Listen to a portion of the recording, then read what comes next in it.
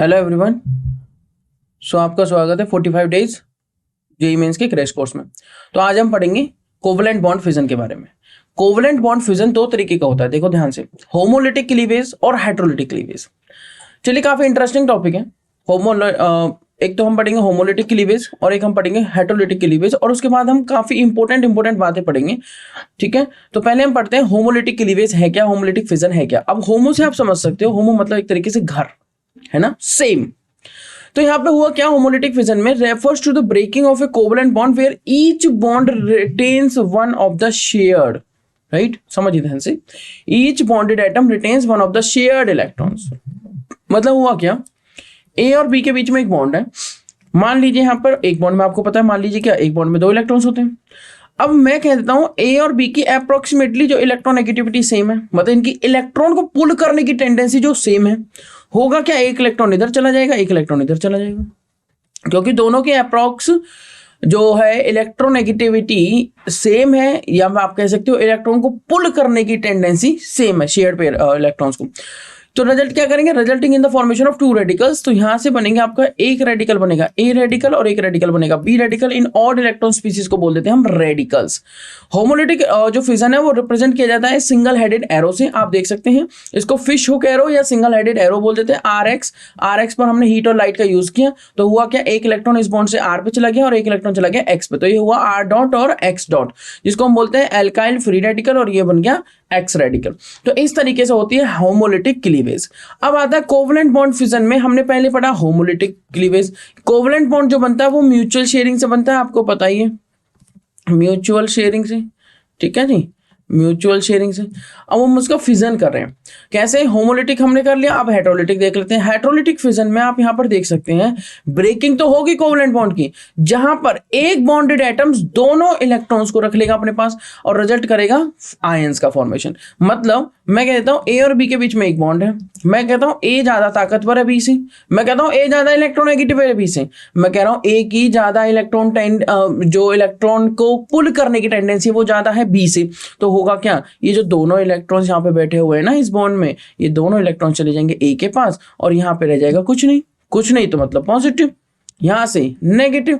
तो 2 चीजें बनी, एक बना ए नेगेटिव और एक बना बी पॉजिटिव, मतलब एक बन गया कटायन और एक क्या बन गया, अनायन। तो ये चीजों पर आपको क्या करना है, इन चीजों पर आपको ध्यान देना है।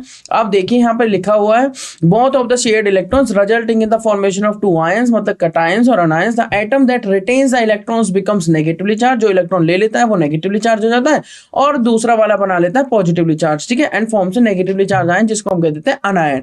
और जो एटम लूज करता है इलेक्ट्रॉन्स को becomes positively charge and form से पॉजिटिवली चार्ज आयन, जिसे हम कह देते हैं cation. Heterolytic fission is represented by double headed arrow. Double headed arrow आप यहां पर देख सकते हैं CH3, और ये है double headed arrow, single headed नहीं है, फिश एरो नहीं है, ये डबल हेडेड एरो, ठीक है। तो ये बन गया CH3 पॉजिटिव और Br नेगेटिव। इसको हम बोलेंगे कटायन, जो कि होता है पॉजिटिवली चार्ज पार्टिकल। इसके मिथाइल कटायन बोल सकते हो, मिथाइल कार्बोकटायन बोल सकते हो, और ये है ब्रोमाइड आयन, जिसको हम बोलेंगे अनायन।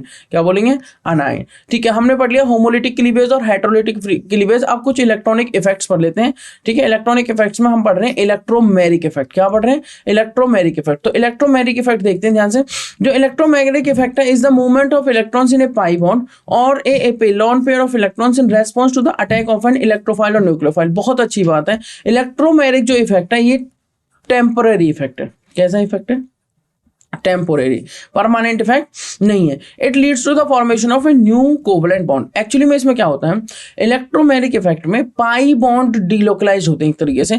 जैसे कि मान लो ये सी है, ये सी है, इधर है, इधर है। दूसरा केस लेता हूं, कार्बन है, डबल बॉन्ड है, ऑक्सीजन। हुआ क्या, मान लेते हैं कि ये बॉन्ड इधर की तरफ गया, तो होना क्या चाहिए था, इलेक्ट्रॉन डेंसिटी इधर मूव करके, तो इस वाले कार्बन पर होना चाहिए नेगेटिव और इस वाले कार्बन पर आना चाहिए पॉजिटिव। पक्की बात।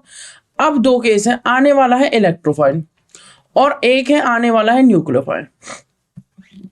आने वाले इलेक्ट्रोफाइल इस कार्बन पर अटैक होगा, मतलब आने वाला जो ग्रुप है वो उसी कार्बन पर अटैच हुआ है जिस कार्बन पर इलेक्ट्रॉन डेंसिटी की शिफ्टिंग हुई है। मतलब हम सिंपल तरीके से कह सकते हैं कि यहां पर जिस तरफ शिफ्टिंग हुई है उसी तरफ अटैचमेंट हुई है। अगर न्यूक्लियोफाइल आ जाता है तो न्यूक्लियोफाइल अटैक होगा यहाँ पे, मतलब शिफ्टिंग हुई राइट साइड, न्यूक्लियोफाइल अटैच हुआ लेफ्ट वाले कार्बन पर। तो आप ये कह सकते हैं C1 और C2, शिफ्टिंग हुई C2 पर और न्यूक्लियोफाइल अटैक कर रहा है या अटैच हो रहा है C1 पर। दूसरा केस लेते हैं, C डबल बॉन्ड O। मान लो यहाँ पे कोई न्यूक्लियोफाइल अटैक करता है और इलेक्ट्रोफाइल अटैक करता है, शिफ्टिंग हुई यहाँ पे, न्यूक्लियोफाइल अटैक करेगा यहाँ पे क्योंकि इस पे आ जाएगा नेगेटिव चार्ज और कार्बन पाएगा पॉजिटिव चार्ज।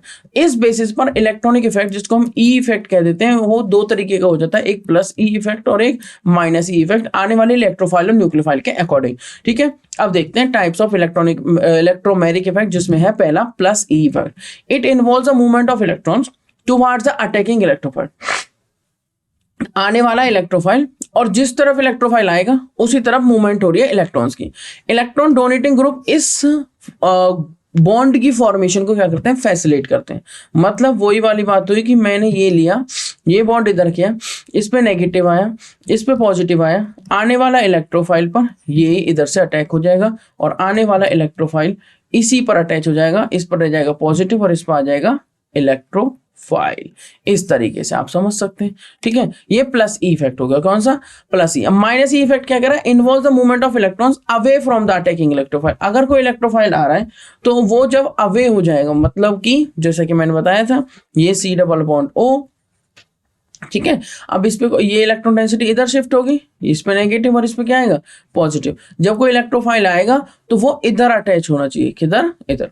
ठीक है, तो न्यूक्लियोफाइल इधर अटैच होगा तो electron withdrawing groups hinder the formation of a new bond. Electron withdrawing groups क्या करते हैं, हिंडर करते हैं न्यू बॉन्ड की फॉर्मेशन को। नेक्स्ट आता है examples of electromagnetic effect, plus effect alkene OH OR, और minus effect nitro group CN और एटसेट्रा, ये है। उसके बाद आता है रेजोनेंस, ये नेक्स्ट हमारा इलेक्ट्रॉनिक इफेक्ट। रेजोनेंस देखते हैं, रेजोनेंस में क्या है, आप देख सकते हैं resonance is a phenomena where the delocalisation of electrons occurs across multiple atoms और मॉलिक्यूल। जैसे आप इस तरह के स्ट्रक्चर्स आपने देखे होंगे, मान लीजिए यहाँ पर इस तरीके का बॉन्ड है, ये इधर जाएगा, ये इधर आएगा और ये इधर चला जाएगा, तो ये इस तरीके से कुछ बना लेगा। तो आप यहाँ पर देख सकते हैं अब ये कुछ ऐसा बन चुका है। मतलब ये दोनों स्ट्रक्चर सिमिलर दिख रहे हैं बट इसमें सिर्फ बॉन्ड की जो बॉन्डेड एटम्स हैं, एक तरह से जो बॉन्डिंग है यहाँ पर, मान लीजिए ये 1 है और ये 2 है, पहले 1 और 2 के बीच में सिंगल बॉन्ड था, अब 1 और 2 के बीच में डबल बॉन्ड हो गया, वो डिफरेंट हो चुकी है। तो it stabilize the molecules by distributing the charge और electron density over a large region. कैसे डिस्ट्रीब्यूट करता है वो मैं आपको दिखाऊंगा। इसके की कॉन्सेप्ट देख लेते हैं, इसके फीचर्स देख लेते हैं। Resonance structures are different Lewis structures that can be drawn for a molecular anion. अगर एक लुईस स्ट्रक्चर एक्सप्लेन नहीं कर पाता है एक मॉलिक्यूल की सारी प्रॉपर्टीज को, तो उसके लिए हमें जरूरत पड़ती है किसकी, मल्टीपल लुईस स्ट्रक्चर्स बनाने की, और इसके लिए आता है हमारा रेजोनेंस का कॉन्सेप्ट। ठीक है, ये डिफर होते हैं only arrangement of electrons but have the same overall connectivity of atoms. ठीक है, सिर्फ अरेंजमेंट ऑफ इलेक्ट्रॉन्स में डिफरेंट होते हैं पर ओवरऑल जो कनेक्टिविटी रहेगी वो सेम रहेगी एटम्स की। एटम्स अपनी पोजीशन चेंज नहीं करते। Resonance stabilisation lowers the overall energy of the molecule, जिससे मॉलिक्यूल क्या हो जाता है, स्टेबलाइज हो जाता है और डिक्रीज कर देता है उसकी रिएक्टिविटी को। ठीक है, जितना मॉलिक्यूल स्टेबलाइज होगा उसकी रिएक्टिविटी उतनी क्या होगी, कम होगी। आप यहाँ पर देख सकते हैं। नेक्स्ट बात जो लिखी हुई है वो है कुछ एग्जाम्पल, जैसे बेंजीन रिंग का मैं एग्जाम्पल आपको देख चुका हूँ, और नाइट्रेट आयन, जैसे मैं CO3 2 नेगेटिव कार्बोनेट आयन का एग्जाम्पल आपको दिखाता हूँ। CO3 2 नेगेटिव क्या होता है, C डबल बॉन्ड O होता है, इधर O नेगेटिव होता है, इधर O नेगेटिव होता है। अब ये नेगेटिव क्या कहता है, मैं इधर चला जाऊंगा, ये क्या कहता है, मैं ऊपर आ जाऊंगा। ठीक है जी, अगर इसको डबल हेडेड एरो से इस तरीके से दिखा जाता है, ये कहता है कि मैं O नेगेटिव हो गया, ये हो गया O नेगेटिव, ये क्या हो गया, डबल बॉन्डेड हो। अब ये कह रहा है कि मैं क्या आ जाऊंगा, नीचे, तो ये कहाँ चला जाएगा, वापस। बिल्कुल ठीक बात है। ऐसा ना करके आप ऐसा भी कर सकते हैं, अगर आप इसको ऐसे बना देते हैं तो ये हो जाएगा C double bond O negative है तो पहले वाले मिल गया। ऐसा ना करके आप ऐसा भी कर सकते हैं, ये इधर चला जाए, इधर चला जाए, मतलब ये नीचे ना आए, तो आपका क्या हो जाएगा, आपका कुछ स्ट्रक्चर इस तरीके से आ जाएगा कि C ये O नेगेटिव रहेगा, ये डबल बॉन्ड O हो जाएगा और ये सिंगल बॉन्ड O नेगेटिव हो जाएगा। अब हुआ क्या कि O नेगेटिव इस पे भी है, इस पे भी डबल बॉन्ड, इस कार्बन ऑक्सीजन के बीच में भी, इस कार्बन ऑक्सीजन के बीच में भी और इस कार्बन ऑक्सीजन के बीच में भी, तो तीनों कार्बन ऑक्सीजन के बीच में डबल बॉन्डेड आ चुका है। मतलब इसका आप क्या लिख सकते हैं, इसका आप एक रेजोनेंस हाइब्रिड लिख सकते हैं। वो कुछ इस तरीके की कार्बन कार्बन है, उसके बाद ऑक्सीजन है, उसके बाद ऑक्सीजन है, उसके बाद ऑक्सीजन है। ओवरऑल 2 नेगेटिव चल रहा है और डबल बॉन्ड जो घूम रहा है वो तीनों पे घूम रहा है। मतलब डबल बॉन्ड यहाँ भी आ रहा है, डबल बॉन्ड यहाँ भी आ रहा है और डबल बॉन्ड इधर भी आ रहा है। मतलब जो डबल बॉन्ड है वो तीनों पे घूम रहा है। इसको कह देते हैं रेजोनेंस हाइब्रिड और बाकी सबको कह देते हैं रेजोनेटिंग स्ट्रक्चर्स या canonical forms.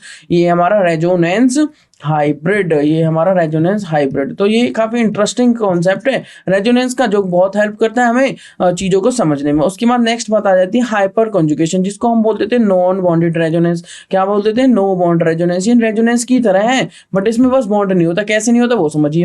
Hyper conjugation is the delocalisation of electrons. कहां से कहां? From a sigma bond to an adjacent empty or partially filled orbital. मान लीजिए आप ऐसे समझ सकते हो, मैंने लिया CH3, ठीक है जी, मैंने लिया CH, मैंने लिया CH2। आपको पता ही है इसका नाम क्या होता है? प्रोपनीन, या आप कह सकते हैं वन को ओमिट करके प्रोपीन। बिल्कुल ठीक बात है। स्ट्रक्चर को कर लेते हैं जी ओपन। मैंने लिख दिया CH3, मैंने लिख दिया CH, मैंने लिख दिया डबल बॉन्ड CH2। हुआ क्या? इसने अपना इलेक्ट्रॉन इधर दिया, ये इधर चला गया। तो कैसा स्ट्रक्चर दिख रहा है आपको? ये स्ट्रक्चर कुछ ऐसा दिखने लगा कि भाई ये तो इलेक्ट्रॉन्स इधर चले गए, तो ये H यहाँ पे बच गया। किस फॉर्म में? पॉजिटिव फॉर्म में। इधर हाइड्रोजन, इधर हाइड्रोजन, इधर क्या है? डबल बॉन्ड आ गया। इधर क्या है? हाइड्रोजन, इधर क्या है? सिंगल बॉन्ड, इधर क्या है? Double bond. नहीं, इधर सिंगल बॉन्ड और यहाँ पे नेगेटिव। अब जिस तरीके से मान लो H1 मैं नाम रख देता हूँ, ये H1 हो गया, ये H2 हो गया, H3 हो गया। जिस तरीके से H1 ने दिया है, हो सकता है H2 दे रहा हो सकता है H2 देगा। तो देखो इस तरीके का स्ट्रक्चर आएगा। कार्बन हो गया, हाइड्रोजन ये जुड़ा रहेगा। अगर इसने दिया H2 ने तो ये पॉजिटिव रहेगा और ये हमारा H नीचे वाला, और ये हमारा डबल बॉन्ड हो गया इस बॉन्ड को देने की वजह से। और ये क्या हो गया? डबल बॉन्ड नहीं आएगा यहाँ पे दोबारा से, यहाँ पे आएगा single bond CH2 negative, single bond CH2 negative. अब जिसने अगर इसने दिया है तो हो सकता है ये ना देखे, ये दे रहा हो 3 वाला, तो ये भी तो दे सकता है 3 वाला। तो ये कुछ ऐसा स्ट्रक्चर दिख जाएगा। ये कार्बन होगा, ये वाला हाइड्रोजन जुड़ा रखा है, ये वाला हाइड्रोजन जोड़ रखा है, ये वाला हाइड्रोजन इधर है, यहाँ डबल बॉन्ड हो गया, कार्बन हो गया, H हो गया और इधर क्या आ गया? CH2 negative. तो इस तरीके से यहाँ पर जो ये जो हाइड्रोजन, यहाँ पर जो ये हाइड्रोजन है, ये वाला हाइड्रोजन, ये आप देख सकते हैं यहाँ पर सिर्फ इंटरेक्शंस हैं, यहाँ पर कोई बॉन्ड नहीं है। आप यहाँ पर देख सकते हैं यहाँ पर कोई बॉन्ड नहीं है, इसलिए इसको बोलते थे नो बॉन्ड रेजोनेंस। हो तो रेजोनेंस ही रहा है, मतलब हो तो डीलोकलाइजेशन रहा है, हो तो क्या रहा है? डीलोकलाइजेशन।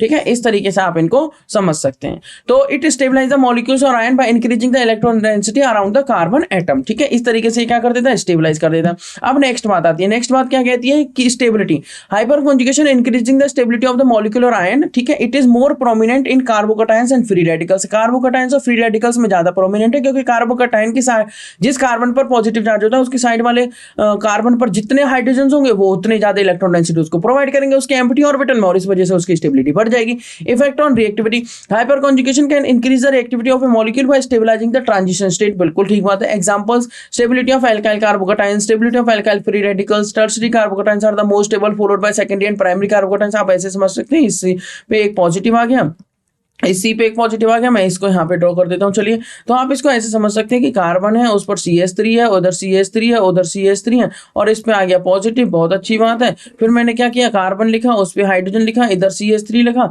और इधर मान लीजिए एक CH3 और लिख दिया और इस पे आ गया पॉजिटिव। और तीसरी केस में मैंने क्या किया? कार्बन लिखा, उस पे एक हाइड्रोजन इधर लिखा, एक हाइड्रोजन इधर लिखा, एक CH3 लिखा और इधर क्या लिख दिया? एक पॉजिटिव। उसके बाद मैंने क्या लिखा? कार्बन लिखा, हाइड्रोजन लिखा, हाइड्रोजन लिखा, हाइड्रोजन लिखा, उसके बाद क्या लिख दिया? पॉजिटिव। तो ये कह रहा है कि यहाँ से यहाँ पर देखो, इस कार्बन के साथ यहाँ पे 3 इनको बोल देते हैं अल्फा हाइड्रोजन। क्या बोल देते हैं? Alpha hydrogen. यहाँ पे 3 अल्फा हाइड्रोजन, यहाँ पे 3 अल्फा हाइड्रोजन, मतलब टोटल 9 अल्फा हाइड्रोजन है। यहाँ पर 3 और 3 कितने? 6 अल्फा हाइड्रोजन है और यहाँ पे 3 अल्फा हाइड्रोजन है और यहाँ पे कोई भी अल्फा हाइड्रोजन नहीं है, नो अल्फा हाइड्रोजन। तो सबसे ज्यादा स्टेबिलिटी कौन करेगा? भैया हाइपर कॉन्जुगेशन वाले अल्फा हाइड्रोजन ही तो होते हैं, तो ये इलेक्ट्रॉन डोनेट करेंगे अपने। ठीक है, यहाँ से नॉन बॉन्डेड रेजोनेंस 3 स्ट्रक्चर यहाँ से बनेंगे, फिर यहाँ से बनेंगे। इस तरीके से सबसे ज्यादा स्टेबल कौन हो जाएगा? ये, फिर ये और फिर ये। तो ये आपका ये वाली लाइन यही कह रही है कि जो टर्शियरी वाले होते हैं वो ज्यादा स्टेबल होते हैं, फिर सेकेंडरी आ जाते हैं, फिर प्राइमरी आ जाते हैं, फिर मिथाइल कार्बोकटायन आ जाते हैं।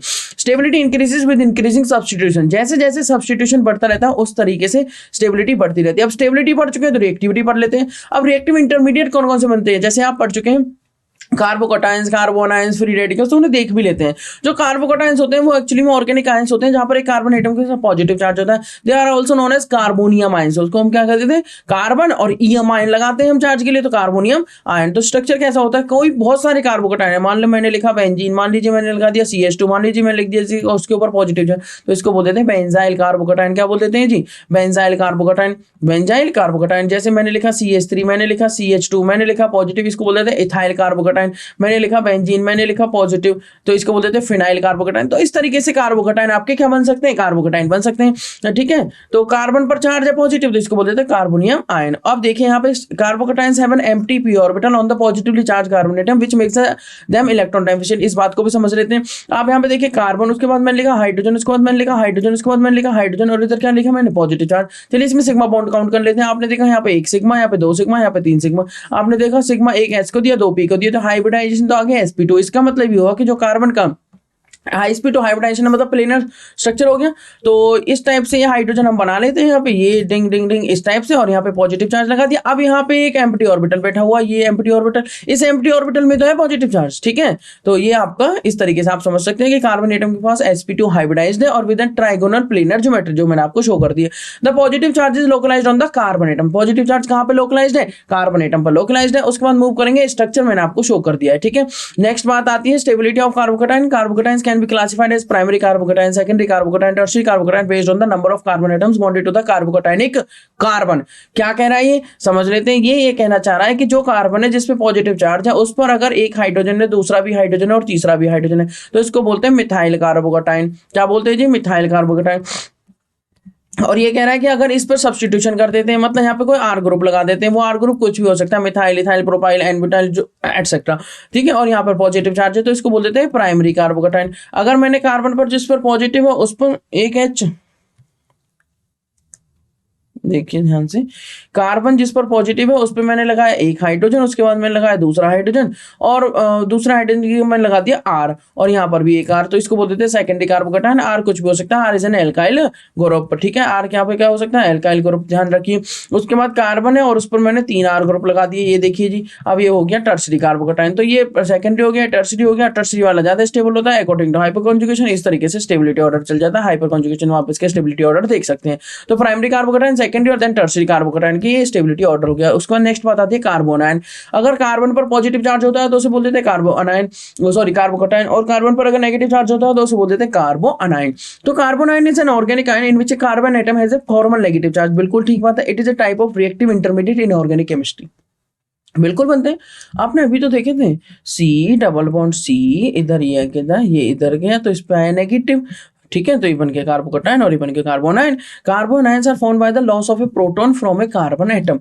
मान लीजिए मैंने लिख रखा है CH3, मान लीजिए मैंने लिख रखा है CH3, तो यहाँ से मैं क्या करता हूँ, इसके स्ट्रक्चर को ओपन करता हूँ। चलिए यहाँ ओपन कर लेते हैं, CHHH, CHHH, तो मैंने इसको लॉस कर दिया, बट लॉस किस फॉर्म में किया है, पॉजिटिव की फॉर्म में। किस फॉर्म में, मैंने लिखा -H पॉजिटिव, तो ये हुआ CHHH, CHHH और नेगेटिव, तो यहाँ पे क्या आ जाएगा, नेगेटिव। तो ये बन गया कार्बोनाइन। ठीक है जी, नेक्स्ट बात पे देखेंगे इसका स्ट्रक्चर। कार्बोनाइन हैव ए पिरामिडल और ट्राइगोनल प्लेनर ज्योमेट्री। कैसी होती है, पिरामिडल और ट्राइगोनल प्लेनर। जल्दी समझ लेते हैं पिरामिडल और ट्राइगोनल प्लेनर ज्योमेट्री कैसे। देखिए ये मैंने लिखा कार्बोनाइन, जिस कार्बन पर नेगेटिव चार्ज है उस पर मैंने क्या लिखा, आप यहाँ पर ध्यान से देखिए, ये कार्बन है, उस पर मैंने लगाया एक CH3, मैंने लगाया दूसरा CH3, मैंने लगाया तीसरा CH3। ये टर्शरी कार्बोनाइन है। चलिए टर्शरी ना बना के हम मिथाइल बनाते हैं। ये सिग्मा बॉन्ड काउंट करिए, क्या कोई इलेक्ट्रॉन्स है, हाँ ये नहीं, ये बॉन्डिंग में पार्टिसिपेट कर रहे हैं, नहीं, तो कितना आया, 4 नंबर, स्टेरिक नंबर 4 का मतलब एक S को दिया, 3 P को दिए, sp3 हाइब्रिडाइजेशन हो गया। sp3 हाइब्रिडाइजेशन होने का मतलब है कुछ इस तरीके से, और जो इसकी लोब है उसमें इलेक्ट्रॉन्स घूम रहे हैं। ये है कार्बोनाइन का स्ट्रक्चर, आप इसको नेगेटिव भी बना सकते हैं। ये किसका स्ट्रक्चर है, कार्बोनाइन का। तो carbon atom with the negative charge is sp2 hybridised resulting in a trigonal planar geometry. However, due to the presence of the lone pair of electrons, it may exhibit a pyramidal geometry. तो ये दोनों geometry show कर सकता है। Structure of carbon ion मैंने आपको show कर दिया है, ठीक है जी। अब आती है stability of carbanion. Carbanions are stabilized by the electron withdrawing groups और बाय रेजोनेंस, ठीक है जी। Alkyl groups attach to the carbanion also stabilize it by donating electron density, ठीक है जी। नेक्स्ट आता है order of stability. Primary carbanion सबसे ज्यादा स्टेबल होगा, ठीक है। ये ऑर्डर आप इस तरीके से लिखिए, प्राइमरी कार्बन आयन सबसे ज्यादा स्टेबल होगा, उसके बाद सेकेंडरी और उसके बाद टर्सरी कार्बन आयन, ठीक है। और जो एल्काइल ग्रुप्स हैं जो कार्बन आयन से अटैच्ड होते हैं वो इलेक्ट्रॉन डोनेटिंग ग्रुप होने की वजह से कार्बन पर इलेक्ट्रॉन डेंसिटी को बढ़ा देते हैं और उसे डिस्टेबलाइज करते हैं। तो आप यहाँ पे क्या लिखेंगे, डिस्टेबलाइज, ठीक है, डिस्टेबलाइज कर देते हैं। उसके बाद आता है रेडिकल्स। रेडिकल्स समझिए मैंने आपको बताई थी, ऑड इलेक्ट्रॉन स्पीसीज को हम क्या बोल देते हैं, रेडिकल्स। तो radicals are highly reactive species that contain unpaired electrons, they are formed by the homolytic cleavage, जैसा कि हमने स्टार्टिंग में होमोलिटिक क्लीवेज करके दिखाया था। और the shape and structure of the radicals play a crucial role in determining their reactivity and stability, ठीक है जी। आप समझ लेते हैं इसके बारे में जो फैक्टर्स अफेक्ट करते हैं स्टेबिलिटी के रेडिकल्स की। तो alkyl radicals are classified as primary, secondary और tertiary radicals. Alkyl radical stability increases as we proceed from primary to tertiary, ठीक है। तो सबसे पहले आता है मिथाइल रेडिकल, आप यहां पर देख सकते हैं, जिसको हम लिखेंगे CH3 डॉट। उसके बाद आता है इथाइल रेडिकल, जिसको हम लिखेंगे CH3 CH2 डॉट। बिल्कुल ठीक बात है। जैसे जैसे वहां पर सब्स्टिट्यूशन बढ़ता रहेगा तो वहां पर क्या होती रहेगी, स्टेबिलिटी बढ़ती रहेगी, ठीक है। उसके बाद आता है आइसोप्रोपाइल रेडिकल, तो उसको लिख सकते हैं आप CH3CH रेडिकल CH3, ये हो गया। उसके बाद टर्सरी ब्यूटाइल रेडिकल लिख सकते हैं C.CH3CH3 ये हो गया आपका टर्सरी ब्यूटाइल रेडिकल, ठीक है। अब आप देख सकते हैं इलेक्ट्रोफाइल। क्या कहता है इलेक्ट्रोफाइल और न्यूक्लियोफाइल्स। इलेक्ट्रो मतलब इलेक्ट्रॉन, फाइल मतलब लविंग, मतलब जिसका इलेक्ट्रॉन लविंग नेचर है। अगर मान लीजिए मैं इलेक्ट्रोफाइल हूं, मेरा इलेक्ट्रॉन लविंग नेचर, अगर मेरा इलेक्ट्रॉन लविंग नेचर है तो मुझ पे कैसा चार्ज होना चाहिए, आपको पता है opposite charges attract each other, तो मेरे पे चार्ज होना चाहिए कैसा, बताइए कैसा, मेरे पे चार्ज होना चाहिए पॉजिटिव, ताकि मैं नेगेटिव को लव कर सकूं। तो इलेक्ट्रोफाइल्स एक्चुअली इलेक्ट्रॉन डेफिशिएंट होते हैं that can accept an electron pair from a nucleophile. They are often positively charged, but हो सकता है न्यूट्रल हो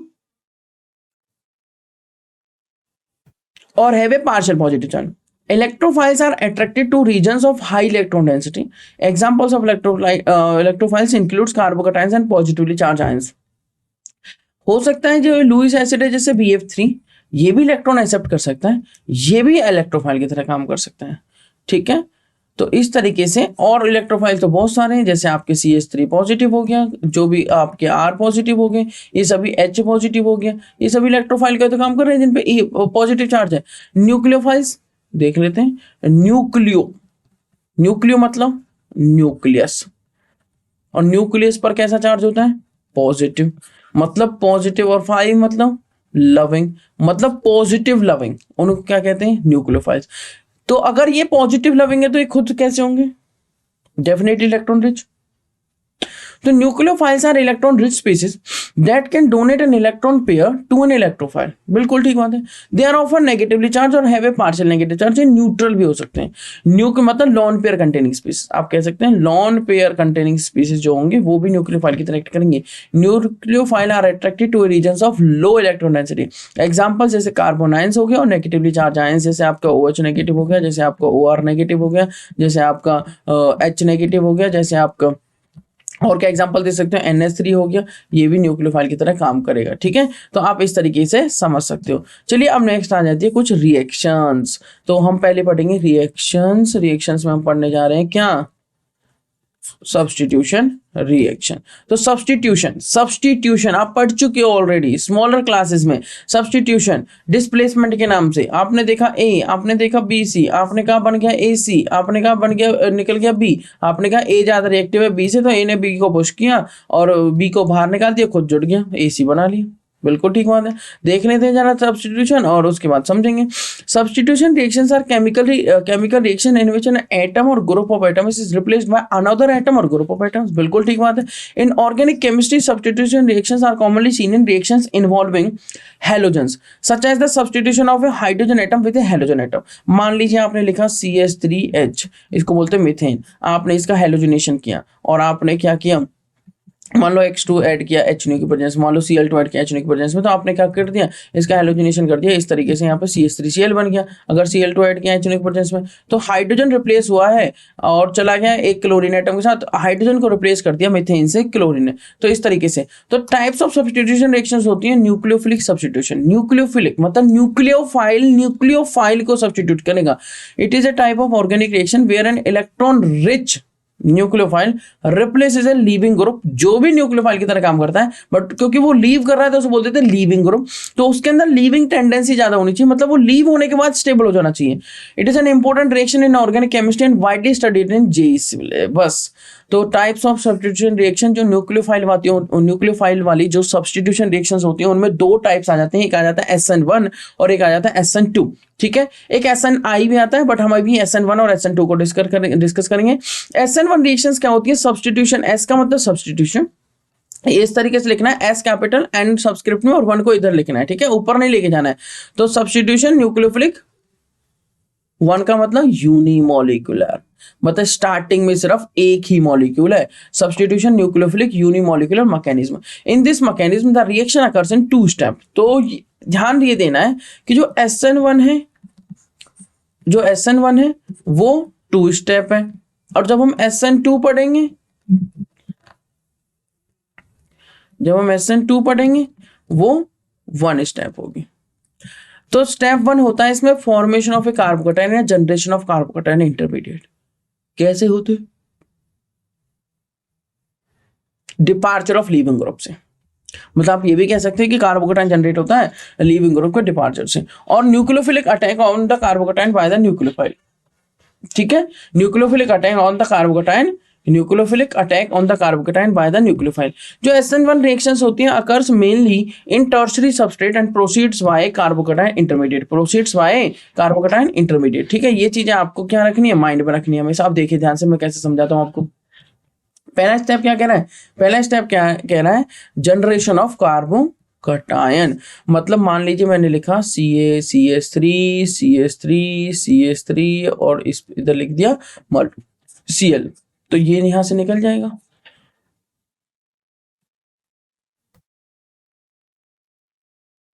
तो इस तरीके से ही बन गया। ठीक है, तो इस तरीके से कार्बोकैटायन जनरेट होता है पहले स्टेप में। अब नेक्स्ट देखिए SN2, और अटैक भी दिखा देता हूं। अगर मान लीजिए ये मैंने लिखा C इज पॉजिटिव, CH3, मान लीजिए कोई न्यूक्लियोफाइल आया, इस पे अटैक कर दिया सेकंड स्टेप में, तो यहाँ न्यूक्लियोफाइल जुड़ जाता है। बट जो अटैकिंग वाला पोर्शन है ना वो काफी इंटरेस्टिंग है। यहाँ पर इसकी ज्योमेट्री है ना प्लेनर हो चुकी है, एकदम प्लेन, ये प्लेन में आ चुका है। ठीक है, अब वो इंटरेस्टिंग अटैक होगा, अब द प्लेन होगा या बिलो द प्लेन अटैक होगा, एकदम प्लेनर। ठीक है,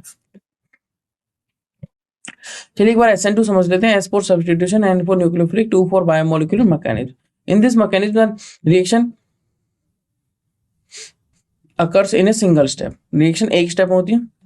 the nucleophile attacks the electrophilic carbon at the same times as the leaving group departs. ठीक है, एक ही टाइम पे रिएक्शन होती है, मतलब कंसंट्रेट टाइप का मैकेनिज्म होता है, सिंगल स्टेप का मैकेनिज्म होता है। तो क्या कहता है ये जरा देख लेते हैं। फैक्टर जो अफेक्ट करेंगे इस रिएक्शन को, पहले मैं आपको SN2 दिखा देता हूं किस टाइप से होता है। कार्बन है, हाइड्रोजन है, इधर कोई ग्रुप जुड़ा हुआ है। ठीक है, जिसको हम L बोल देते हैं, जो कि leaving group.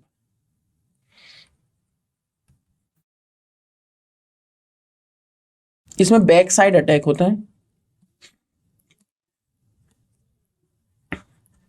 Most probably 180 degree से। तो मतलब इसमें स्टेरिक हिंड्रेंस बड़ा मायने रखती है। मान लीजिए आपको कोई फ्रेंड यहां पे खड़ा है, ये आपका फ्रेंड है,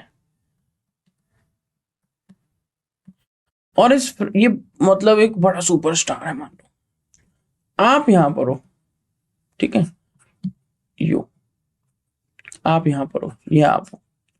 अब हुआ क्या, आपको फ्रेंड एक बड़ा सुपरस्टार है, तो इससे मिलने के लिए बहुत सारे लोग हैं, बहुत सारे लोग हैं,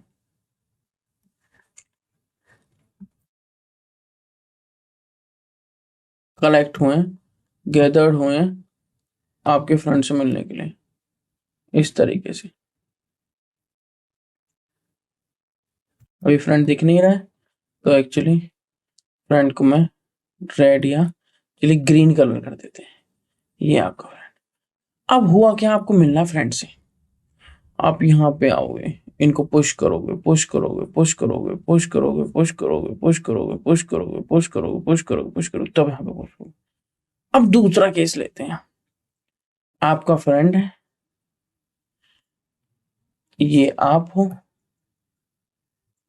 आपको फ्रेंड से मिलना है, एक दो फ्रेंड और खड़े हैं, आप आए सीधा मिल लिए।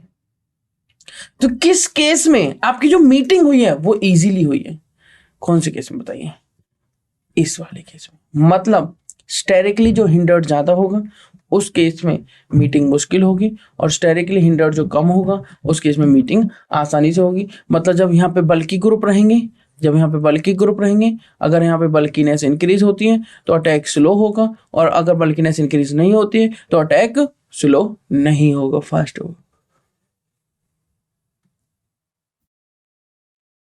अब देखिए यहाँ पे अटैक हो रहा है और उसी सेम टाइम में ये टूट रहा है, तो ये कुछ इस स्टेट में आ जाता है, एक ट्रांजिशन स्टेट बनती है, कार्बन हाइड्रोजन हाइड्रोजन हाइड्रोजन। अब जो ट्रांजिशन स्टेट बनती है वो कुछ इस तरीके से बनती है, ये बॉन्ड होता है ब्रेक और ये बॉन्ड होता है फॉर्म, ये हो गया फॉर्म और ये हो रहा है ब्रेक। इस ट्रांजिशन स्टेट को हम ऐसे शो कर देते हैं, ये हमारे ट्रांजिशन स्टेट है जिसको सेपरेट नहीं किया जा सकता, और अल्टीमेटली हमारे पास रिजल्ट क्या आता है कि कार्बन हाइड्रोजन हाइड्रोजन हाइड्रोजन और इधर से जुड़ गया न्यूक्लियोफाइल। ये तो आप देख सकते हैं जो कॉन्फ़िगरेशन एकदम से इन्वर्ट हो चुका है, इसको वेल्डन इन्वर्जेंस भी बोलते हैं। तो उन बातों को हम समझेंगे, पहले देख लेते हैं factors affecting the reaction, steric hindrance. SN1 reactions are favoured in substrates with high steric hindrance as it allow the leaving group to leave easily. जब ज्यादा स्टेरिक हिंड्रेंस होगी SN1 उसमें फेवर करेगा, क्योंकि वहां पर इलेक्ट्रॉन डोनेटिंग ग्रुप लगे होते हैं, तो वो उसको डोनेट करके कार्बोकेटाइन को स्टेबल करेंगे। SN2 reactions are favored in substrate with low steric hindrance as it allows the nucleophiles to attack easily। ठीक है, तो ये लो स्टेरिक हिंड्रेंस मतलब जितनी कम स्टेरिक हिंड्रेंस होगी उतना इजीली अटैक होगा, और जितना इजीली अटैक होगा उतना इजीली काम हो जाएगा, मतलब प्रोडक्ट बन जाएगा। ठीक है, चलिए नेक्स्ट पे आते हैं। Nature of the leaving group, leaving group should be a good leaving group such as halides or sulfonates for efficient nucleophile, ताकि जो हलाइड्स होते हैं, जो सल्फोनेट्स होते हैं, वो लीव करने के बाद रेजोनेंट के थ्रू या फिर और किसी फैक्टर के थ्रू स्टेबल हो जाए। अगर ऐसा होगा तो वो इजीली लीव कर जाएंगे और सब्स्टिट्यूशन रिएक्शन हो जाएंगी। थर्ड फैक्टर जो इनको अफेक्ट करता है वो है न्यूक्लियोफिलिसिटी। जो न्यूक्लियोफाइल है वो स्ट्रॉन्ग होना चाहिए, nucleophile should be strong to efficiently replace the leaving group. मतलब आप ऐसे समझ सकते हैं, आप इस बेंच में बैठे हुए हैं, फ्रेंड ए और बी, आप लोग बैठे हुए हैं, कुछ सी आया, अब सी कह रहा है ए से भाई आप यहां से हट जाओ, ए नहीं हट रहा है, ए कम ताकतवर है, सी ज्यादा ताकतवर है, सी ने ए को पुश किया, ए को बाहर किया, खुद बैठ गया।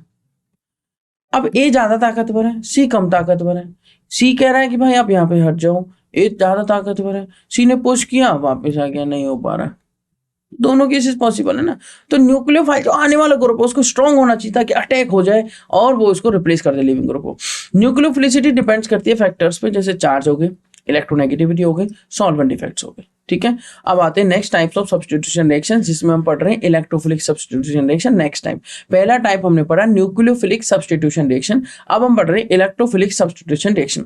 चलिए, इलेक्ट्रोफिलिक सब्स्टिट्यूशन में इलेक्ट्रोफाइल सब्स्टिट्यूट करेगा, electrophile replaces a hydrogen atom in an aromatic compounds. Common examples include the nitration, halogenation, sulphonation of aromatic compounds. मान लीजिए मैंने लिया बेंजीन, बेंजीन पर होता है सभी कार्बन पर एक एक हाइड्रोजन, तो मैंने कुछ इस तरीके से उस हाइड्रोजन को दिखाया है। मान लीजिए उस पर हम लिख देते हैं Cl2 in presence of एनाइडस AlCl3, एनाइड्रस AlCl3 या कोई एटसेट्रा कोई भी रिएक्शन करा देते हैं तो यहाँ पे बन जाता है क्लोरोबेंजीन। तो क्लोरीन एक इलेक्ट्रोफाइल की तरह आया और उसने H पॉजिटिव को सब्स्टिट्यूट किया है, किसने?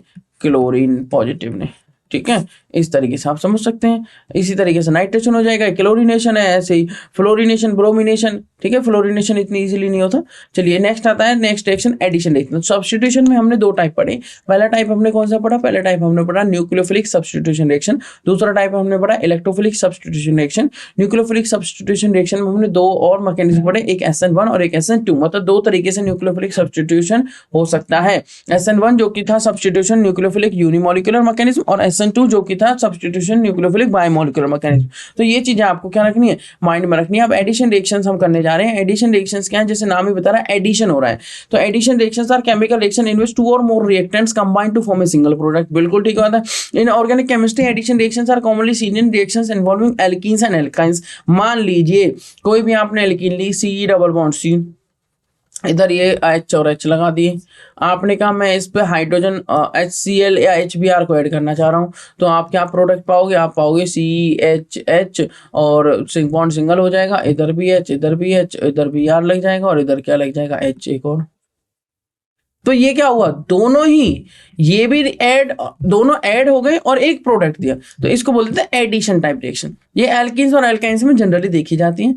अब टाइप्स कौन कौन से हो सकते हैं? एक हो सकता है इलेक्ट्रोफिलिक एडिशन और एक हो सकता है न्यूक्लियोफिलिक एडिशन। हो सकता है आने वाला इलेक्ट्रोफाइल पहले ऐड हो जाए तो उसे बोल देंगे इलेक्ट्रोफिलिक एडिशन। अगर न्यूक्लियोफाइल ऐड होता है तो उसे बोल देते हैं न्यूक्लियोफिलिक एडिशन। तो इलेक्ट्रोफिलिक एडिशन रिएक्शंस में क्या होता है? Electrophile reacts with nucleophile to form a new bond. मतलब पहले अगर इलेक्ट्रोफाइल अटैक कर रहा है तो इलेक्ट्रोफिलिक एडिशंस। कॉमन एग्जांपल्स जैसे एडिशन ऑफ हाइड्रोजन हैलाइड, जो मैंने अभी आपको करके दिखाया, halogens and water to alkenes. Nucleophilic addition reaction से न्यूक्लियोफाइल रिएक्ट करता है, पहले न्यूक्लियोफाइल ऐड हो जाता है तो form new bonds. Common examples जैसे addition of Grignard agent, organolithium compounds and cyanide to carbonyl compound. ठीक है, ग्रिग्नार्ड एजेंट क्या हो सकता है? RMgX। RMgX। तो जो ऐसे C डबल बॉन्ड O वाली जो रिएक्शंस होती हैं, इन पे नेगेटिव इधर पॉजिटिव, उसके बाद RMgX होता है, यहाँ पे R नेगेटिव होता है, MgX पॉजिटिव होता है। तो R नेगेटिव पहले अटैक कर रहा है तो R नेगेटिव जुड़ गया, इसका मतलब न्यूक्लियोफाइल पहले जुड़ा है। ठीक है, न्यूक्लियस लेवल, उसको बोलते थे न्यूक्लियोफिलिक एडिशन रिएक्शन। अब आती है हमारी एलिमिनेशन रिएक्शन। थर्ड टाइम हमने पढ़ा सब्स्टिट्यूशन रिएक्शन, हमने पढ़ा एडिशन रिएक्शन, अब हम पढ़ रहे हैं third elimination reaction. Elimination reactions क्या होती हैं? ध्यान से समझिए। Elimination reactions are chemical reactions in which a molecule loses a small molecule। अब eliminate होना है, कुछ ना कुछ क्या होना है? Eliminate। ये तो नाम ही बता रहे हैं भाई। जो सब्स्टिट्यूशन है उसमें एक आएगा, उसको भगाएगा, खुद जुड़ जाएगा। सब्स्टिट्यूट रिप्लेस करना है, ठीक है, डिस्प्लेस कर दिया। एडिशन में क्या हुआ? एक बैठा हुआ है, दूसरा आया, जुड़ गई, प्रोडक्ट मिल गया, कंबाइन हो गए। एलिमिनेशन में क्या होगा? एक ही है, उसमें से कुछ ना कुछ बाहर निकलेगा, एलिमिनेशन। तो elimination are chemical reaction in which a molecule loses a small molecule, जैसे वाटर हो गया या कोई गैस का मॉलिक्यूल हो गया जैसे हाइड्रोजन हैलाइड्स हो गए, to form a new product. In organic chemistry elimination reactions are commonly seen in reactions involving alcohols, like alkyl halides and carbonyl compounds. For example, आपने रिएक्शन देखी, आपने लिखा CH3 CH2Br, आपने रिएक्शन कराई और product मिल गया CH2 डबल बॉन्ड CH2 और side में निकल गया HBr। इसको आप ऐसे भी लिख सकते हो CHHCHHBr। तो हुआ क्या? यहां से H और यहां से Br। आप इसको ऐसे लिखिए,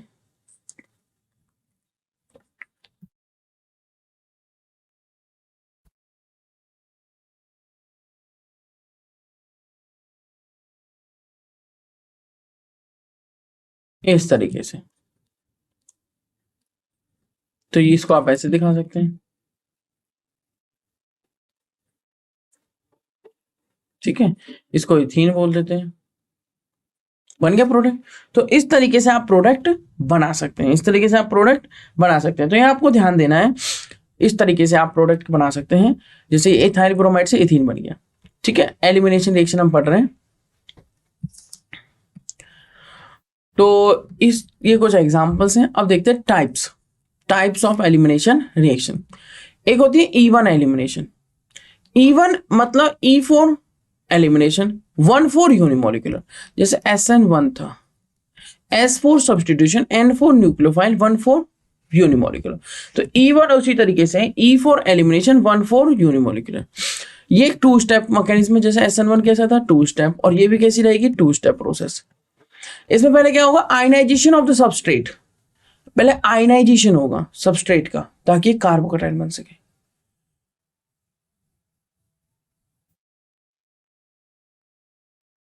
followed by loss of leaving group and formation of double bond, फिर लीविंग ग्रुप बाहर जाएगा और डबल बॉन्ड फॉर्म हो जाएगा। ठीक है, इवन जो रिएक्शंस होती हैं वो एक कार्बोकेटाइन इंटरमीडिएट से चलती हैं। ठीक है, and are favoured by weak bases and polar solvents, ये ध्यान रखना है। जो SN1 थी वो भी कार्बोकेटाइन इंटरमीडिएट बनाती हैं। ठीक है, और जो इवन रिएक्शंस है वो जो फेवर की जाती हैं, जो इसमें इनकी यील्ड अच्छी मिलती है, वो वीक बेस होना चाहिए और पोलर सॉल्वेंट्स होने चाहिए। ठीक है, पोलर नॉन पोलर दो तरह के सॉल्वेंट होते हैं, आपको बताइए। अब आता है E2 एलिमिनेशन।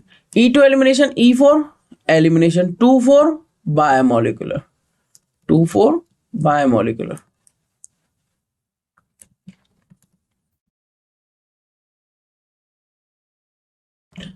तो E2 का मतलब है बायोमोलिकुलर एलिमिनेशन। अब हुआ क्या, ये एक 1 स्टेप प्रोसेस होगी, मैंने बताया था ना, SN1 2 स्टेप प्रोसेस है, SN2 1 स्टेप प्रोसेस है, तो ये एक 1 स्टेप प्रोसेस है, single step.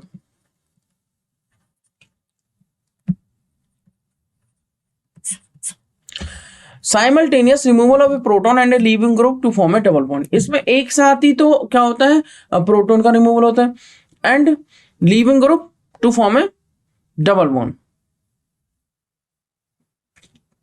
E2 reactions occur with strong bases and are favored by high concentration of the base। आप यहाँ पे देख सकते हैं जो E1 है वो जो है वीक बेस और पोलर सॉल्वेंट के साथ फेवर करता है, और जो E2 है वो फेवर करता है आपका स्ट्रॉन्ग बेस के साथ। ये ध्यान रखने वाली है, E2 reactions favour with strong bases and favoured by high concentration of the base, base की कॉन्सेंट्रेशन भी हाई होनी चाहिए। ठीक है, इससे नेक्स्ट आते हैं कुछ एग्जाम्पल्स देख लेते हैं। ये एग्जांपल है आपका dehydration. Dehydration reactions involve the removal of A water molecule. Dehydration का मतलब क्या, हाइड्रेशन का मतलब एडिशन ऑफ वाटर, डिहाइड्रेशन का मतलब removal of H2O from a molecule. Common examples include the dehydration of alcohols to form alkenes, जैसे कि आपने लिखा CH3, आपने लिखा CH2, आपने लिखा OH, आपने कहा OH यहाँ से H यहाँ से चला जाएगा, डिहाइड्रेशन कर देते हैं, कॉन्सेंट्रेटेड H2SO4 एक अच्छा डिहाइड्रेटिंग एजेंट है तो प्रोडक्ट बना देगा CH2 डबल बॉन्ड CH2, और यहाँ से वाटर साइड में निकल गया, ये बन गया आपका एल्कीन। तो ये एक कॉमन एग्जाम्पल है डिहाइड्रेशन का। नेक्स्ट आ जाता है डिहाइड्रोहेलोजिनेशन, मतलब रिमूवल ऑफ, जैसे हाइड्रोहेलोजिनेशन क्या होता है, एडिशन ऑफ HX, तो ये हो जाएगा removal of HX, hydrohalogenation. Dehydrohalogenation involves the removal of hydrogen halide molecule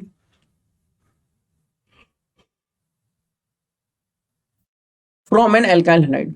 common examples include the dehydrohalogenation of alkyl halides to form alkenes, जैसे कि मैंने आपको बीटा एलिमिनेशन कराया था भाई, आपने लिखा CH3, आपने लिखा CH2, आपने लिखा Br, जिसको हम बोल देते हैं इथाइल ब्रोमाइड। आप इसमें अल्कोहलिक KOH का यूज कर सकते हैं। इथेनोलिक KOH भी लिख सकते हैं। होगा क्या, H यहां से बीटा से और अल्फा से Br, तो बन जाएगा CH2 डबल बॉन्ड CH2। अच्छा, एल्कीन तो बन गया जिसका नाम है इथीन, पर साइड में निकल गया HBr, तो रिमूवल किसका हुआ है, इसको बोलते थे डिहाइड्रोहेलोजिनेशन। डिहाइड्रोहेलोजिनेशन, ठीक है जी। चलिए, तो इस तरीके से आप क्या बना सकते हैं, प्रोडक्ट बना सकते हैं।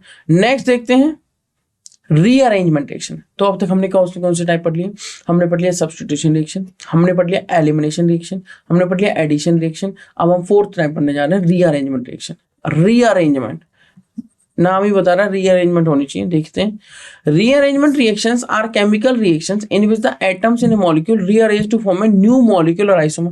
भाई अगर एटम्स रीअरेंजमेंट होते नया मॉलिक्यूल बनेगा, जैसे हम आइसोमर कहेंगे।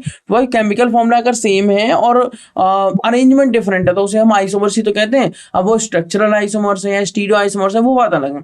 इन organic chemistry reactions are commonly seen in reactions involving carbocations. इस टाइप की रीअरेंजमेंट रिएक्शंस कॉमनली वहां पर देखी जाती हैं जहां पर कार्बोकटाइन बन रहा हो। टाइप से आ जाते हैं रीअरेंजमेंट रिएक्शन के, जैसे हाइड्राइड से। अब ये समझते हैं ध्यान से, भाई हुआ क्या, एक हम प्रोडक्ट बनाते हैं। मैंने लिखा CH3, मैंने लिखा CH2, मैंने लिखा CH2, मैंने लिखा C, इधर लिख दिया CH3, इधर लिख दिया CH2 और यह CH3। ठीक है जी, इस पे एक हाइड्रोजन। ठीक है, अब हुआ क्या, मैंने कोई प्रोडक्ट बनाया जिसमें मान लो ये कार्बोकटाइन बन गया। कैसे, CH3, CH2, CH2, C, CH3, यहां से एक हाइड्रोजन रिमूव हो गया। और ये मान लो कोई बेस आया, मान लो OH नेगेटिव आया, इसने इस हाइड्रोजन को ले लिया, या कोई बेस लिख लीजिए, कोई भी बेस लिख लीजिए। ठीक है, बेस आया और उसने इस हाइड्रोजन को ले लिया और चला गया, और ये बना गया CH2 positive.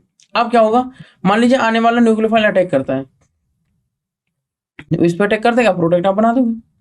But there is a problem. What is that problem, ये जो कार्बोकटाइन बना प्राइमरी, अगर प्राइमरी कार्बोकटाइन के पास टर्सरी कार्बोकटाइन बनने के चांसेस हैं तो ये इस तरीके से बन जाएगा, CH3, CH2, CH2, C,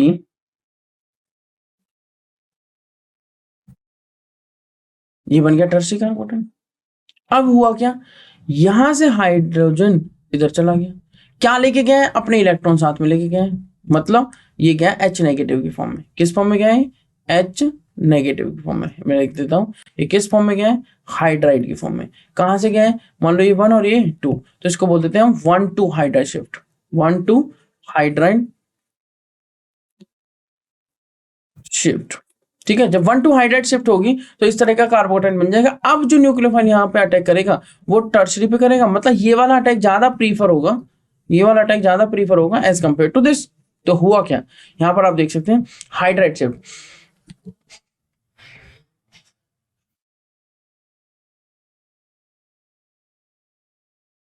Hydride shift involves the migration of hydride ion from one carbon to another carbon. It often occurs during carbocation rearrangements, जहां पे कार्बोकटाइन ज्यादा स्टेबल बनने के चांसेस हो। इसी टाइप से जैसे हाइड्राइड शिफ्ट हुई है, मिथाइल शिफ्ट भी पॉसिबल है। देखिए कैसे, मानो मैंने लिखा CH3, CH2, C, ठीक है जी, इधर लिख दिया CH3, मान लीजिए ये कार्बोकटाइन बन चुका है। अब न्यूक्लियोफाइल इस पर अटैक करेगा और प्रोडक्ट की जो यील्ड आएगी वो माइनर प्रोडक्ट आएगा। रीजन, मेजर कब आएगा, होगा क्या, ये कार्बोकटाइन है प्राइमरी, तो ये कह रहा है कि स्टेबल हो जाऊं मैं टर्सरी बन के। कैसे, अगर प्राइमरी कार्बोकटाइन के साथ वाले कार्बन पर चांसेस हैं टर्सरी कार्बोकटाइन बनने के, तो यहाँ पे क्या है ये 1 और यहाँ पे क्या है ये 2, तो यहाँ पे हो जाएगी 1-2 मिथाइल शिफ्ट। 1 से मिथाइल चलेगा और 2 पे जाके रुकेगा, मतलब ये मिथाइल यहां से यहां चला जाएगा। चलिए देखते हैं कैसे, और अपना इलेक्ट्रॉन भी देखे जाएगा, मतलब CH3 नेगेटिव की फॉर्म में निकला है। ये बन गया CH3, ये बन गया CH2, इस पे आ गया CH3 और इधर आ गया पॉजिटिव, क्योंकि यहां से तो शिफ्ट हो गया मिथाइल। अब अगर इधर पॉजिटिव आ गया तो बताइए कैसा कार्बोकटाइन, भाई 1 ग्रुप, 2 ग्रुप और 3 ग्रुप। यहाँ पर 3-3 सब्स्टिट्यूशन है, तो कैसा कार्बोकटाइन हुआ, टर्शरी कार्बोकटाइन, जो कि हाईली स्टेबल है। हाईली स्टेबल, अगर टर्शरी कार्बोकटाइन हाईली स्टेबल है तो जब यहां पर प्रोडक्ट बनेगा, यहां पर प्रोडक्ट बनाएंगे तो वो मेजर बन जाएगा। तो ये आपको ध्यान रखना रीअरेंजमेंट रिएक्शन में। रीअरेंजमेंट रिएक्शंस में क्या होता है, मैं फिर से रिपीट कर देता हूं। एक तो होता है हाइड्राइड शिफ्ट, एक होता है methyl shift. Methyl shift involves the migration of methyl group from one carbon to another carbon. Hydride shift involves the migration of hydride group from one carbon to another carbon. It also occurs during carbocation arrangements या carbocation rearrangements. ठीक है, इस चीज का आपको खास ध्यान रखना है ताकि आप इजीली कर पाए। चलिए अब हम एक बार देख लेते हैं हमने आज कौन कौन से टॉपिक कवर किए। हमने स्टार्टिंग में क्या किया, फिजन, या आप कह सकते हैं क्लीवेज। क्लीवेज मैंने दो तरह की बताई, मैं एक फ्लो चार्ट सा बना रहा हूं, होमोलिटिक क्लीवेज और हेटेरोलिटिक क्लीवेज। होमोलिटिक क्लीवेज मतलब result free radicals, heterolytic cleavage results ions. Ions दो टाइप के हो सकते हैं, कटायन और अनायन। होमोलिटिक क्लीवेज कैसे होगी, मान लीजिए Cl और Cl के बीच में बॉन्ड है, तो यहाँ पे कितने इलेक्ट्रॉन बैठे हुए हैं, 2 इलेक्ट्रॉन। एक इलेक्ट्रॉन इधर गया, एक इलेक्ट्रॉन इधर गया। इस एरो को बोल देते हैं हम फिश हुक एरो,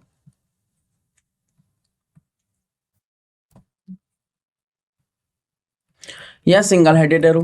तो क्या बना, एक Cl एक इलेक्ट्रॉन, दूसरा Cl एक इलेक्ट्रॉन, कंबाइन करके लिख सकते हैं 2Cl डॉट। और इस इलेक्ट्रॉन जब एक डॉट के साथ कोई एटम होता है तो उसे बोल देते हैं रेडिकल, इसका बोल देते हैं हम रेडिकल। तो क्या बना यहाँ पे, 2Cl के रेडिकल। आयंस, एक कटायन बना मतलब पॉजिटिव चार्ज, एक अनायन बना मतलब नेगेटिव चार्ज। मतलब यहां पर इलेक्ट्रॉन डेफिशिएंसी है, यहां पर क्या है, इलेक्ट्रॉन डेफिशिएंसी CNC, और यहां पर क्या है, इलेक्ट्रॉन रिच है ये। ऐसा कैसे हुआ, चलिए देख लेते हैं, इजी एकदम।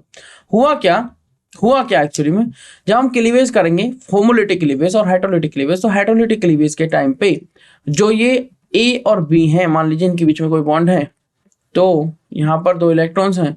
होगा क्या, मैं कह रहा हूँ B ज्यादा ताकतवर है, ज्यादा इलेक्ट्रोनेगेटिव है A से, इन शेयर्ड पेयर इलेक्ट्रॉन्स को अपनी तरफ अट्रैक्ट करने में। तो B की ज्यादा टेंडेंसी है, A की कम टेंडेंसी है। अब जिसकी कम टेंडेंसी वो कम खींचेगा, जिसकी ज्यादा टेंडेंसी वो ज्यादा खींच लेगा। तो होगा क्या, B इलेक्ट्रॉन्स को ज्यादा अपनी तरफ एक्सेप्ट कर लेगा और A इलेक्ट्रॉन्स को उतना ज्यादा अपनी तरफ एक्सेप्ट नहीं कर पाएगा, मतलब अट्रैक्ट नहीं कर पाएगा। तो होगा क्या, ये दोनों इलेक्ट्रॉन मतलब ये पेयर B की तरफ शिफ्ट हो गया।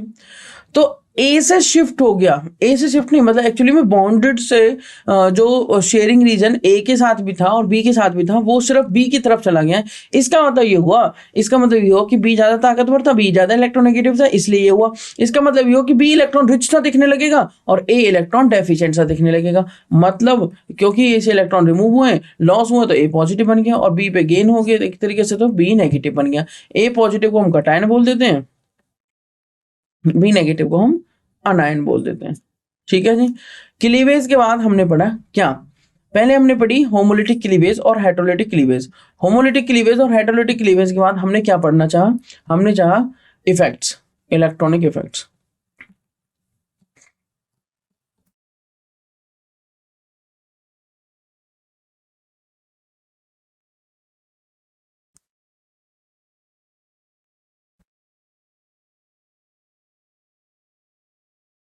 इलेक्ट्रॉनिक इफेक्ट्स में एक होता है इंडक्टिव इफेक्ट,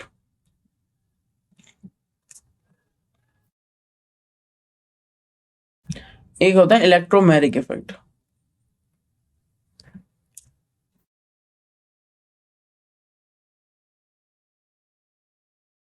एक होता है रेजोनेंस, जिसे हम बोल देते हैं मीजोमेरिक इफेक्ट।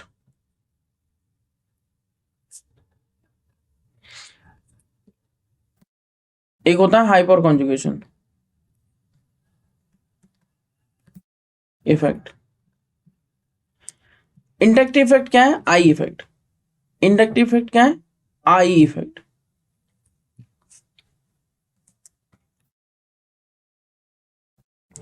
इलेक्ट्रोमेरिक इफेक्ट क्या है, ई इफेक्ट। रेजोनेंस या मेसोमेरिक इफेक्ट क्या है, आर इफेक्ट या एम इफेक्ट। और हाइपर कॉन्जुगेशन इफेक्ट क्या है, एच इफेक्ट। इंडक्टिव इफेक्ट होगा प्लस आई माइनस आई। इंडक्टिव इफेक्ट जो है वो परमानेंट इफेक्ट है, कोई भी ग्रुप रहेगा ये इफेक्ट हमेशा प्रेजेंट होगा। इलेक्ट्रोमेरिक इफेक्ट एक टेम्पोरेरी इफेक्ट है, टेम्पोरेरी, मतलब ये तभी रोल में आएगा जब कोई आने वाली स्पीसीज, मतलब अटैकिंग स्पीसीज होगी, इलेक्ट्रोफाइल या न्यूक्लियोफाइल, वो अटैक करेगी, अदरवाइज ये रोल में नहीं आएगा। रेजोनेंस इफेक्ट या मेसोमेरिक इफेक्ट, ये भी दो तरह के होते हैं, प्लस आर और माइनस आर, या प्लस एम और माइनस एम आप बोल सकते हैं। इसमें क्या होता है, pi bond delocalization, pi bond या लोन पेयर्स डिलोकलाइजेशन।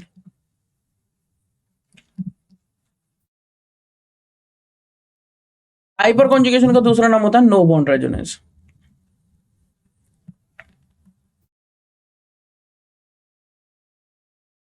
ठीक है, तो इलेक्ट्रॉनिक इफेक्ट्स में हमने चार पढ़े, inductive effect, electromagnetic effect, resonance और हाइपर कॉन्जुगेशन। ठीक है जी, तो इंडक्टिव इफेक्ट आप देख सकते हो परमानेंट इफेक्ट है, इलेक्ट्रोमैग्नेटिक इफेक्ट एक टेम्पररी इफेक्ट है, फिर रेजोनेंस इफेक्ट आ जाता है जिसमें पाई बॉन्ड या इलेक्ट्रॉन पेयर का डिलोकलाइजेशन होता है, ये इधर गया, ये इधर गया, ये इधर गया, तो हुआ क्या, इन स्ट्रक्चर्स को बोलते थे केकुल स्ट्रक्चर्स। ये बेंजीन के स्ट्रक्चर्स हैं जिनको हम बोलते हैं, ये बेंजीन स्ट्रक्चर्स हैं या बेंजीन रेजोनेटिंग स्ट्रक्चर्स।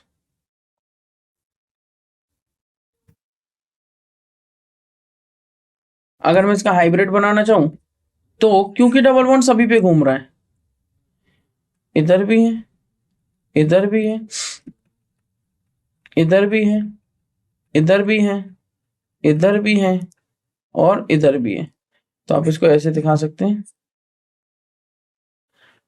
पूरे में घूम रहा है, इसको बोल देते हैं रेजोनेंस हाइब्रिड।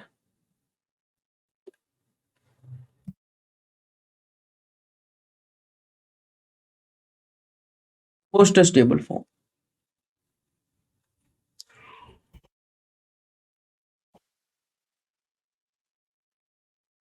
ठीक है जी, ये हमारा रेजोनेंस हाइब्रिड हो गया जो कि मोस्ट स्टेबल है, इस चीज का हमें विशेष रूप से ध्यान रखना है।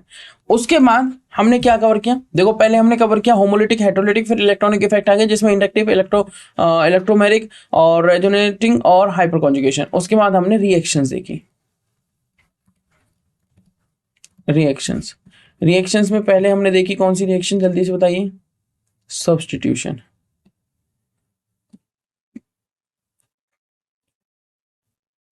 सब्स्टिट्यूशन रिएक्शन, सब्स्टिट्यूशन रिएक्शन में हमने दो टाइप के मैकेनिज्म पढ़े, एक SN1 और एक SN2। SN1 का मतलब substitution nucleophilic unimolecular mechanism, SN2 का मतलब सब्स्टिट्यूशन न्यूक्लियोफिलिक बायोमोलिकुलर मैकेनिज्म। इन सभी को हम और डिटेल में पढ़ेंगे, अभी मैं आपको एक सिर्फ ओवरव्यू दे रहा हूं कि ये रिएक्शंस होती हैं। ठीक है, तो इस टाइप की रिएक्शंस होती हैं, इन चीजों को हम आगे पढ़ेंगे डिटेल में, कौन सा मैकेनिज्म कैसे ट्रेवल करता है।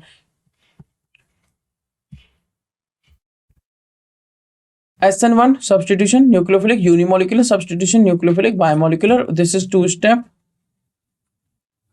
this is one step।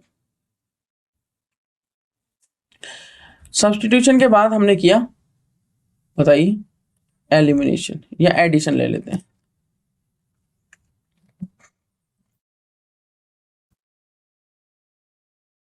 Addition reaction, ठीक है जी। अच्छा, सब्स्टिट्यूशन में हमने न्यूक्लियोफाइल सब्स्टिट्यूशन भी किया और इलेक्ट्रोफिलिक सब्स्टिट्यूशन भी किया। सेम एडिशन में भी हमने न्यूक्लियोफिलिक एडिशन भी किया और इलेक्ट्रोफिलिक एडिशन भी किया। फिर नेक्स्ट आई हमारी, बताइए कौन सी, elimination reaction.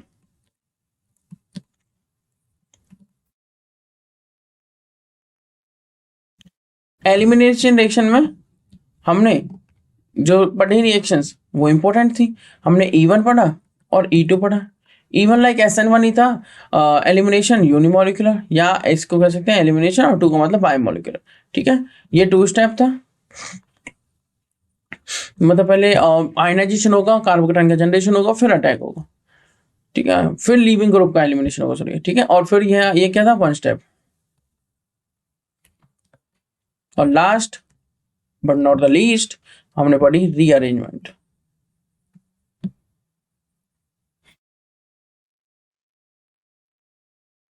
Reaction, rearrangement reactions में हमने रिएक्शंस पढ़ी, आप यहाँ पर देख सकते हैं, जिसमें हमने पढ़ा मिथाइल शिफ्ट और हाइड्राइड शिफ्ट। ठीक है। रिएक्शन से पहले हमने एलिमिनेशन पढ़ी थी, जिसके एग्जांपल्स आप देख सकते हो। एलिमिनेशन पहले हमने क्या पढ़ा, एडिशन रिएक्शंस। एडिशन में हमने दो तरह की पढ़ी, एक इलेक्ट्रोफिलिक एडिशन, एक न्यूक्लियोफिलिक एडिशन। और एडिशन से पहले हमने सब्स्टिट्यूशन पढ़ा था, इलेक्ट्रोफिलिक सब्स्टिट्यूशन और न्यूक्लियोफिलिक सब्स्टिट्यूशन। और बीच में हमने ये भी देखा था कि जो फैक्टर्स अफेक्टिंग करते हैं रिएक्शन के रेट को, वो SN1 रिएक्शन, SN2 आप देख सकते हो, लीविंग ग्रुप अफेक्ट करेगा, न्यूक्लियोफिलिसिटी अफेक्ट करेगी, ये कुछ फैक्टर्स है जो अफेक्ट करते हैं। ठीक है, और उससे पहले हम सब्स्टिट्यूशन देख रहे थे, और सबसे पहले हमने उसके बीच में हमने इलेक्ट्रोफाइल और न्यूक्लियोफाइल समझा कि इलेक्ट्रोफाइल न्यूक्लियोफाइल्स क्या होते हैं और रेडिकल्स क्या होते हैं, और रेडिकल्स की जो स्टेबिलिटी उनको कौन अफेक्ट करते हैं। साथ में कार्बोकैटायन उनके स्ट्रक्चर्स और उनके कुछ इंपॉर्टेंट पॉइंट्स ये भी हमने देखे जी। आप यहाँ पर देख सकते हैं, ये चीज भी हमने आज के सेशन मतलब रिएक्टिव इंटरमीडिएट्स को कवर, और उससे पहले मैंने आपको बताया कि हमने इलेक्ट्रॉनिक्स कर रहे थे। और रीअरेंजमेंट में हमने कवर किया था दो पार्ट, एक था मिथाइल शिफ्ट और एक था हाइड्राइड शिफ्ट। और इस रीअरेंजमेंट रिएक्शन के साथ साथ हमने कवर किया, इनके बाद हमने कवर किए थे जैसे आपके हो गए इलेक्ट्रोफाइल्स, न्यूक्लियोफाइल्स, हमने कार्बोकैटायंस देखे, कार्बो अनायंस देखे, और रेडिकल्स को भी कवर किया। ठीक है, तो आई होप इन टॉपिक्स के बाद आपको क्वेश्चंस के लगाने में कोई प्रॉब्लम नहीं होगी। तो क्वेश्चंस में मेन होती है अप्रोच। तो इस तरीके से आप इन कॉन्सेप्ट्स को समझ के अच्छे से क्वेश्चंस लगाइए, और ये जो टॉपिक है ये एग्जाम पॉइंट ऑफ व्यू से काफ़ी इंपॉर्टेंट है। ठीक है, फिर आपसे मिलते हैं नेक्स्ट लेक्चर में। Thank you so much.